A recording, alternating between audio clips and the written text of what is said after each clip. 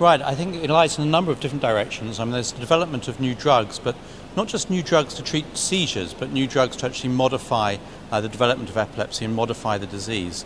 At the moment, we have no drugs that actually do that. All we have are things that treat the symptom.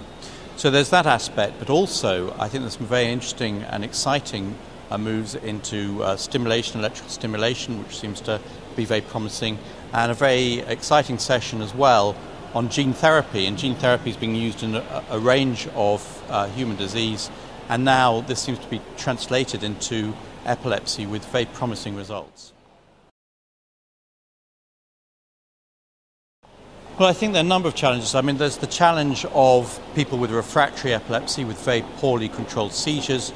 There's the challenge of anti-epileptic drug side effects, and then there's really the challenge that I think is often ignored of comorbidities such as depression, cognitive decline, and altogether I think we tend to forget that epilepsy is not just seizures, but it's a whole collection of problems and disorders that people with epilepsy have.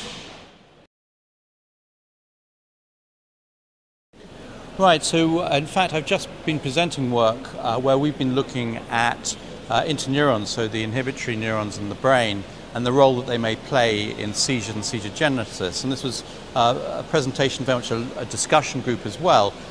We came to no firm conclusions, but it provided a lot of interest, and certainly was very stimulating. I'm also going to be involved in chairing some sessions. I mentioned the session of gene therapy that I'm particularly excited about, but there's also a session about devices and also the translation of basic science into epilepsy and epilepsy treatments. Well, as an audience member, there's a whole range of things I'm very excited about. There's a lot of very good sessions on things like the neuropsychological impact of epilepsy, and also looking at epilepsy surgery outcomes, not just in terms of seizure freedom, but also other measures such as depression and psychiatric outcomes.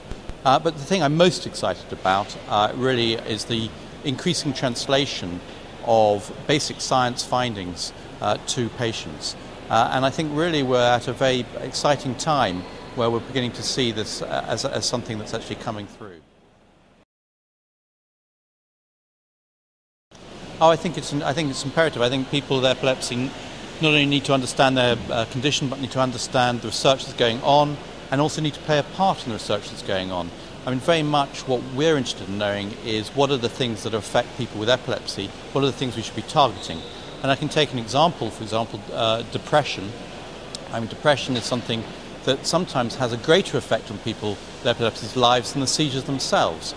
And really we need to know about that sort of aspect, because that's the sort of thing that we as clinicians need to start targeting.